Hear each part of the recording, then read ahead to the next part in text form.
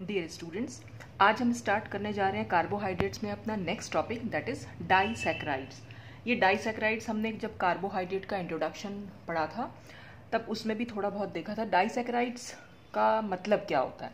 Disaccharides बन के मतलब मिल के बनते हैं दो मोनोसैकेराइड से, और वो दोनों मोनोसैकेराइड्स सेम भी हो सकते हैं और डिफरेंट भी हो सकते हैं। ठीक है, बस ये हमें ध्यान रखना है कि डाइसैकेराइड्स हमेशा दो डाई में, जैसे कि दो डाई का मतलब टू होता है, तो इसका मतलब इसमें दो मोनोसैकेराइड्स के मॉलिक्यूल इन्वॉल्व होते हैं। अब इसमें डाइसैकेराइड्स में हम यहाँ पर वैसे तीन कंपाउंड्स पढ़ेंगे, जिसमें से पहला कंपाउंड आज मैं शुरू कर रही हूँ दैट इज सुक्रोज।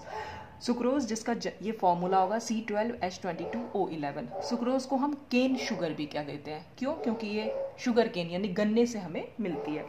और इसको हम कई बार टेबल शुगर, जो व्हाइट शुगर हम यूज करते हैं, तो टेबल शुगर भी हम इसको बोल देते हैं।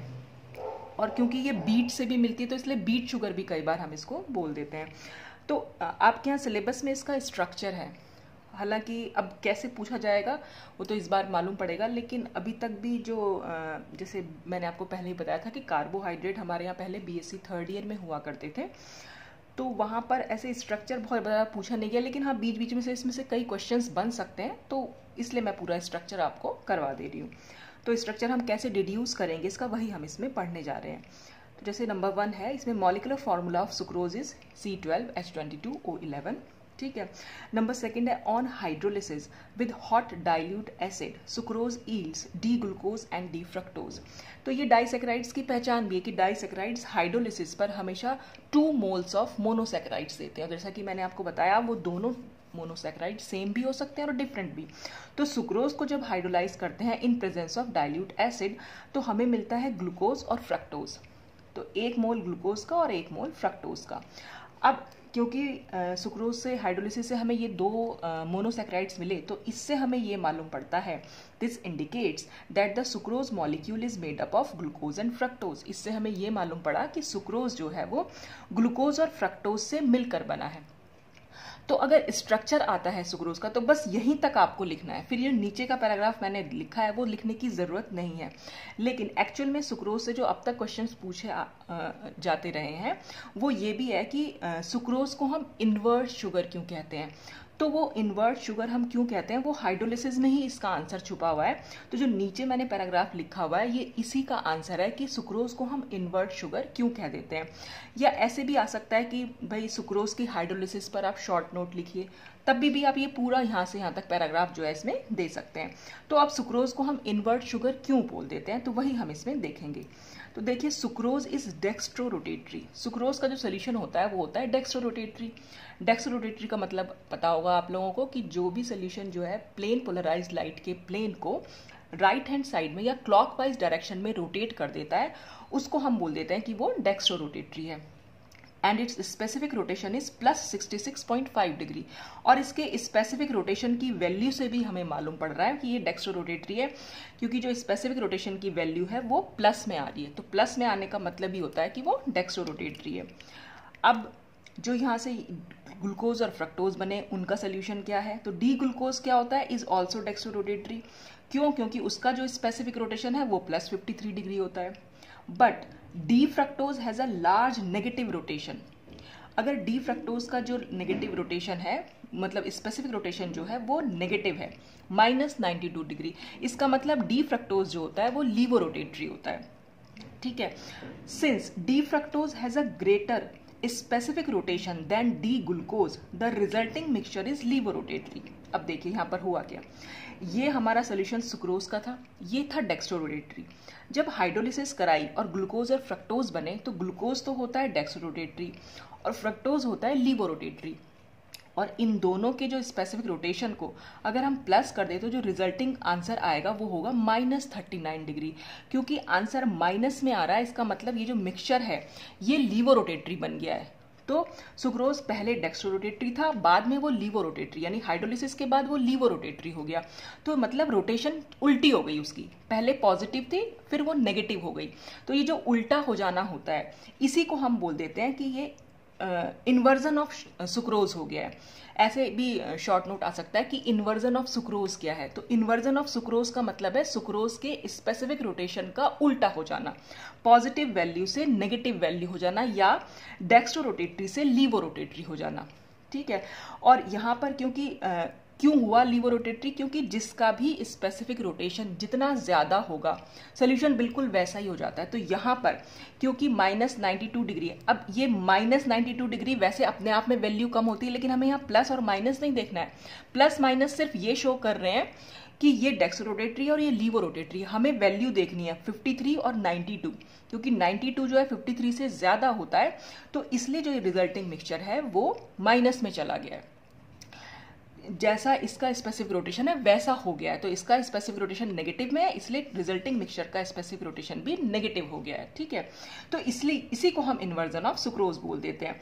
Because of this the hydrolysis of sucrose is known as the inversion of sucrose and the equimolar mixture of glucose and fructose is known as invert sugar, और इस मिक्सचर को हम बोल देते हैं इन्वर्ट शुगर। ठीक है, तो ये इन्वर्ट शुगर क्या होती है, ऐसे आ सकता है, इन्वर्जन ऑफ सुक्रोज क्या होता है, ऐसे आ सकता है, या हाइड्रोलिसिस ऑफ सुक्रोज क्या होगा वो आ सकता है। तो किसी भी तरीके से ये क्वेश्चन पूछा जा सकता है, तो आप इसका स्क्रीनशॉट ले लीजिए। अब यही इन्वर्जन जो है हम एक एंजाइम की हेल्प से भी करा सकते हैं, और उस एंजाइम को हम बोल देते हैं इन्वर्टेज। ये मैंने नेक्स्ट लाइन इसमें लिखी हुई है कि this inversion of sucrose can also be brought about by the enzyme invertase, यानी जो हाइड्रोलिसिस है ये हाइड्रोलिसिस इन्वर्टेज एंजाइम की हेल्प से भी कराई जा सकती है। तो ये एंजाइम का नाम भी आप याद रखिएगा, कई बार मल्टीपल चॉइस क्वेश्चंस में ऐसे पूछ सकते हैं कि इन्वर्जन ऑफ सुक्रोज में कौन सा एंजाइम हम यूज कर लेते हैं। ठीक है, अब नंबर थर्ड पॉइंट है sucrose reacts with acetic anhydride in the presence of sodium acetate to form sucrose octa acetate. Acetic anhydride के साथ सुक्रोज रिएक्ट करके सुक्रोज ऑक्टा एसीटेट बनाता है। This reaction indicates the presence of 8 hydroxyl groups in a sucrose molecule.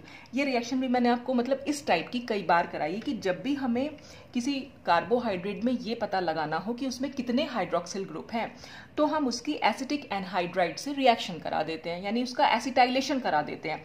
Acetic anhydride ये formula, ये बात मैं कई बार पहले बता चुकी हूँ कि AC का मतलब होता है ये C डबल बॉन्ड O और CH3 ग्रुप, तो ये group CH3 C double bond O है। ठीक है, 2 मोल्स मतलब ये AC2 का मतलब ये भी हमारे 2 हो जाएंगे। तो अगर हम पूरा एसिटिक एनहाइड्राइड का रिएक्शन स्ट्रक्चर लिखेंगे तो CH3 C double bond O, फिर ऑक्सीजन, फिर C double bond O CH3, तो वो आप ये मैं पहले भी बता चुकी हूँ इसलिए दोबारा नहीं बता रही हूँ। तो यहाँ पर हम मतलब ये एसिटाइलेशन से हमें सिर्फ मालूम पड़ता है कि जो हमारा कार्बोहाइड्रेट है उसमें कितने OH ग्रुप हैं, क्योंकि जितने OH ग्रुप होंगे वो एसिटाइलेशन के बाद OAC में चेंज हो जाएंगे, यानी वहां पर एसिटाइल ग्रुप जो है वो इंट्रोड्यूस हो जाएगा या लग जाएगा जाकर। ठीक है, तो यहाँ पर आप देख भी सकते हैं ये सुक्रोज का स्ट्रक्चर है आपके सामने। यहाँ पर अगर आप देखें ये 1 OH ग्रुप की मैं बात कर रही हूँ, ये 1, ये 2, ये 3, ये 4, फिर 5, ये 6, 7 और 8, हमें यहाँ पर 8 हाइड्रोक्सिल ग्रुप दिख रहे हैं। तो इसलिए यहाँ पर जो है हमारे 8 एसाइल ग्रुप जाकर जुड़ जाते हैं और हमें जो कंपाउंड मिलता है सुक्रोज ऑक्टा एसीटेट। तो इस एसिटाइलेशन से हमें मालूम पड़ता है कितने OH ग्रुप वहां पर प्रेजेंट है। तो यहाँ हमें मालूम पड़ा कि 8 OH ग्रुप जो है सुक्रोज में प्रेजेंट है। Since sucrose is a stable compound the 8 OH groups must be present on separate carbon atoms. अब क्योंकि सुक्रोज एक स्टेबल कंपाउंड है तो ये OH ग्रुप अलग अलग कार्बन एटम पर प्रेजेंट है। ये बात मैंने पहले भी बताई थी कि अगर एक ही कार्बन पर एक से ज्यादा OH ग्रुप हो तो हमेशा हाइड्रोलिसिस हो जाती है। ठीक है, तो ऐसी कोई हाइड्रोलिसिस यहाँ पर हुई नहीं है, सिंपल। तो वो जो OH ग्रुप है वो अलग अलग कार्बन एटम पर प्रेजेंट है। फिर है number 4th point, sucrose does not reduce Tollens reagent और Fehling solution, does not form osazone, does not show mutarotation. तो ये सारी रिएक्शंस जो हैं सुक्रोज जो है नहीं देता है। तो इससे हमें क्या मालूम पड़ता है, this indicates the absence of free carbonyl group. क्योंकि ये सारी रिएक्शंस जो हैं वो कार्बोनिल ग्रुप की रिएक्शन हैं, तो क्योंकि इसमें कोई फ्री कार्बोनिल ग्रुप है भी नहीं, कहीं पर आपको C double bond O group नहीं दिखाई दे रहा होगा, तो वो फ्री आप स्ट्रक्चर में देख भी सकते हैं कहीं पर कोई फ्री कार्बोनिल ग्रुप नहीं है। तो इसलिए जो है यहाँ पर ये इसीलिए ये जो सारी रिएक्शंस हैं ये सुक्रोज नहीं दे पाता है। ठीक है, अब एक्चुअल में अगर आप देखें सुक्रोज, अभी अभी हमने बात की कि ग्लूकोज और फ्रक्टोज का बना हुआ होता है, तो ये जो ऊपर वाला स्ट्रक्चर है ये एक्चुअल में ग्लूकोज का है और जो नीचे वाला स्ट्रक्चर है वो फ्रक्टोज का है और ये आपस में ज्वाइन हो रखे हैं। और ग्लूकोज का अगर हम सेपरेट एक स्ट्रक्चर देखें, चाहे आप ओपन चेन देख लीजिए, तो आपने देखा भी होगा, ये मैं बता भी चुकी हूँ, ग्लूकोज का स्ट्रक्चर आप पढ़ते हुए आ ही रहे हैं अभी तक। तो ग्लूकोज का फर्स्ट कार्बन पर एल्डिहाइडिक ग्रुप प्रेजेंट है, यानी कार्बोनिल ग्रुप है वहां पर, ठीक है। और फ्रक्टोज में सेकेंड कार्बन पर कीटोनिक ग्रुप है, यानी वहां पर भी कार्बोनिल ग्रुप है। तो जब ग्लूकोज और फ्रक्टोज दोनों में कार्बोनिल ग्रुप है, लेकिन उसके बावजूद भी रिएक्शन जो है ये दे नहीं पा रहा है कार्बोनिल ग्रुप वाली, तो इसका क्या रीजन रहा होगा? तो जाहिर सी बात है इसका ये रीजन रहा होगा कि ग्लूकोज का फर्स्ट कार्बन और फ्रक्टोज का जो सेकंड कार्बन है वो आपस में जुड़ गए होंगे। तो जुड़े होंगे तो इसीलिए वो फ्री कार्बोनिल ग्रुप अब मिल नहीं रहा है हमें, तो वो फ्री कार्बोनिल ग्रुप इसीलिए प्रेजेंट नहीं है, क्योंकि ये दोनों आपस में ज्वाइन हो रखे हैं। तो देखिए ये जो ग्लूकोज है, ग्लूकोज में जो ये वाला कार्बन होता है एनोमेरिक कार्बन, एनोमेरिक कार्बन में आपको पहले बता चुकी हूँ, जो ओपन चेन में एल्डिहाइडिक कार्बन है ग्लूकोज का, वही यहाँ पर एनोमेरिक कार्बन है। और फ्रक्टोज के स्ट्रक्चर में जो C2 कार्बन है, कार्बन नंबर 2 पर कीटोनिक ग्रुप है, तो वो यहाँ पर नंबर सेकंड वाला कार्बन जो होता है वो एनोमेरिक कार्बन होता है। तो यहाँ पर ये नंबर 1 है और ये नंबर 2 कार्बन है, ये इसका कार्बन नंबर 1 है। तो कार्बन नंबर 1 ग्लूकोज का और कार्बन नंबर 2 फ्रक्टोज का, ये दोनों आपस में जुड़े हुए होते हैं और ये दिख भी रहे हैं जुड़े हुए हैं। पर अब मतलब अभी तो हम स्ट्रक्चर निकाल रहे हैं, तो हमें नहीं पता स्ट्रक्चर कैसा है। हमने ये रिएक्शन से पता लगाया कि कार्बन नंबर 1 ग्लूकोज में और कार्बन नंबर 2 फ्रक्टोज में आपस में ज्वाइन है, इसीलिए वहां पर हमें फ्री कार्बोनिल ग्रुप नहीं दिखाई दे रहा है और इसीलिए वो सारी रिएक्शंस भी नहीं शो कर रहा है जो कार्बोनिल ग्रुप की रिएक्शंस होती हैं। तो the cyclic forms of glucose and fructose must be joined by a glycosidic linkage between C1 of glucose and C2 of fructose। तो ये इस तरह से जुड़ा हुआ है, इसका ये कार्बन फिर ऑक्सीजन फिर कार्बन COC, ये ग्लाइकोसाइडिक लिंकेज इसमें पाया जाता है। तो ये आपस में ज्वाइन हो रखा है, ठीक है। अच्छा, फिर इसके बाद इसका भी आप स्क्रीनशॉट ले लीजिए। फिर क्या है, Sucrose reacts with dimethyl sulfate in an alkaline solution to form octamethyl sucrose, which on hydrolysis yields a mixture of 2,3,4,6 tetramethyl D-glucopyranose and 1,3,4,6 tetramethyl D-fructofuranose। अब सबसे पहले तो देखते हैं कि हुआ क्या। ये सुक्रोज की रिएक्शन जब हम डाइमिथाइल सल्फेट से कराते हैं एक एल्कलाइन सॉल्यूशन में, NaOH हमने ले लिया, तो क्या बनता है, हमारे पास जितने भी OH ग्रुप हैं ये सब OCH3 ग्रुप में चेंज हो जाते हैं, यानी सब पर जो है मिथाइल ग्रुप जो है जाकर जुड़ जाता है। यहाँ से H निकला और मिथाइल ग्रुप यहाँ पर जाकर जुड़ गया। तो जब सब जगह मिथाइल ग्रुप हो जाएगा तो नाम क्या हो जाएगा, ऑक्टामिथाइल सुक्रोज। तो इसका मिथाइलेशन कह सकते हैं हम हो जाता है, डाइमिथाइल सल्फेट की हेल्प से इस सुक्रोज का मिथाइलेशन होता है और मिथाइलेशन से हमें मिलता है ऑक्टामिथाइल सुक्रोज। और जब इस ऑक्टामिथाइल सुक्रोज का हम हाइड्रोलिसिस कराते हैं, एसिडिक हाइड्रोलिसिस, एसिड की प्रेजेंस में, तो जब हाइड्रोलिसिस होता है तो हमें ये दो कंपाउंड्स यहाँ पर देखने को मिलते हैं। एक है 2,3,4,6। अब ये 2,3,4,6 कैसे आया, देखिए ये पूरा स्ट्रक्चर आपके सामने है। यह नंबर 1 कार्बन, ये 2, 3, 4, 5 और 6।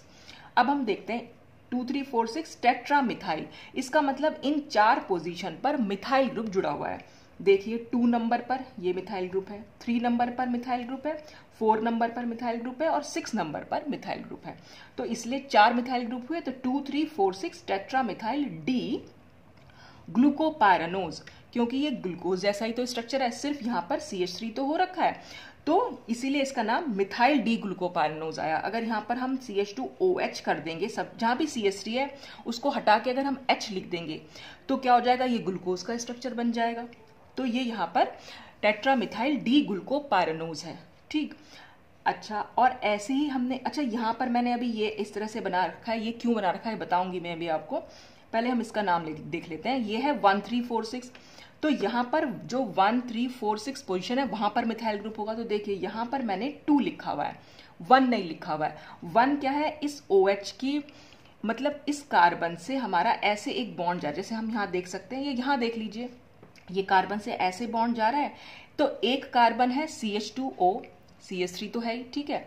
और यहाँ ऊपर की साइड हो सकता है OH रहा होगा, वो OH और इसका OH, उन दोनों ने तो रिएक्शन किए, तभी तो यहाँ पर एक ग्लाइकोसाइडिक लिंकेज बना है। तो यहाँ पर जो पहला कार्बन है वो ये है CH2OCH3, तो यहाँ पर CH2OCH3 भी है जिसको हमने शो नहीं किया हुआ है, तो वो कार्बन नंबर 1 है। ये कार्बन नंबर 2, फिर 3 पर, तो कार्बन नंबर 1 पे भी आप देख सकते हैं CH3 जुड़ा हुआ है, कार्बन नंबर 3 पर भी CH3 जुड़ा हुआ है, कार्बन नंबर 4 पर भी CH3 और कार्बन नंबर 6 पर भी CH3 है। तो 1346 टेट्रामिथाइल डी फ्रक्टोफ्यूरानोज मिला है यहाँ पर।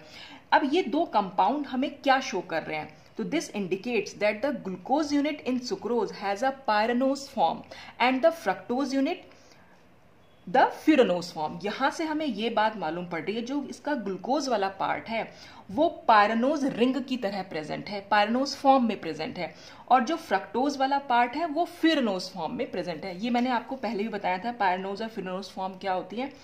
पायरानोज फॉर्म में जो स्केलेटन स्ट्रक्चर है वो पायरन जैसा होता है। देखिए इसका एक कार्बन का स्केलेटन अगर आप देखें, पायरानोज रिंग जो होती है, मतलब पायरन कंपाउंड जो होता है एक्चुअल में हेट्रोसाइक्लिक कंपाउंड है, वहां पर 6 मेंबर्ड है वो, जिसमें 5 कार्बन और 1 ऑक्सीजन होता है। तो देखिए ये जो अगर आप बेसिक स्ट्रक्चर देखें तो 1 कार्बन, ये दूसरा कार्बन, ये तीसरा, चौथा और ये 5वां कार्बन और 1 है ऑक्सीजन, तो कुल मिलाकर एक 6 मेंबर्ड कंपाउंड बन रहा है। अगर हम सिर्फ कार्बन स्केलेटन को देखें तो जो कार्बन स्केलेटन है, क्योंकि वो पायरन से मिलता जुलता है, इसीलिए हम इसको पायरानोज फॉर्म बोल देते हैं।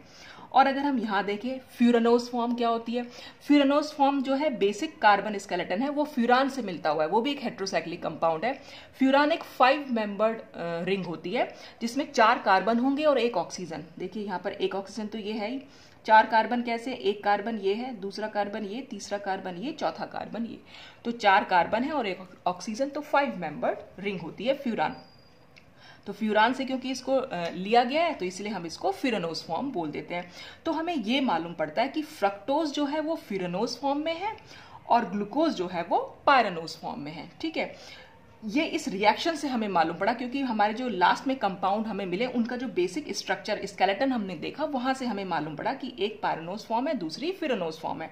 अब बात करती हूं मैं इसकी, ये जो मैंने इसको स्पाइरल फॉर्म में बना रखा है, ये स्पाइरल फॉर्म में बनाने का सिर्फ इतना रीजन है कि यहां पर एक बिल्कुल इसी तरह से जुड़ा हुआ है, ये ऐसे बॉन्ड है H और नीचे की साइड OH। अब ये H और OH है इस कार्बन से अटैच, तो ये H और OH की जो स्टीरियोकेमिस्ट्री है वो क्लियर नहीं है।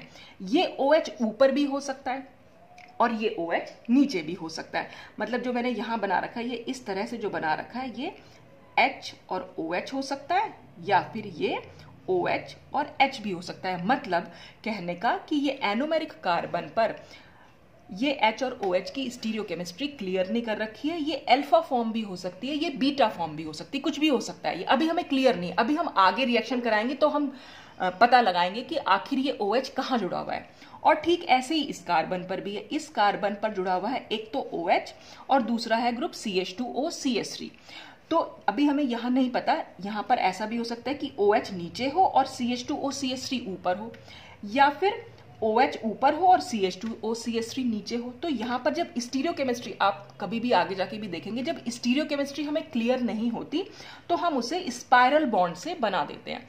तो स्पाइरल बॉन्ड का मतलब है स्टीरियोकेमिस्ट्री का क्लियर ना होना, यानी OH ऊपर है या नीचे अभी हमें नहीं पता है। तो ये अल्फा फॉर्म भी हो सकती है और बीटा फॉर्म भी हो सकती है। ठीक है, अब हम आगे जाके पता लगाएंगे कि ये एक्चुअल में अल्फा है या बीटा है, कोई भी, दोनों का पता लगाना है हमें। ठीक है, तो इसका भी आप स्क्रीनशॉट ले लीजिए। अब यहाँ नेक्स्ट रिएक्शन से हमें मालूम पड़ेगा अल्फा या बीटा फॉर्म का। Sucrose is hydrolysed bye an enzyme alpha glucosidase.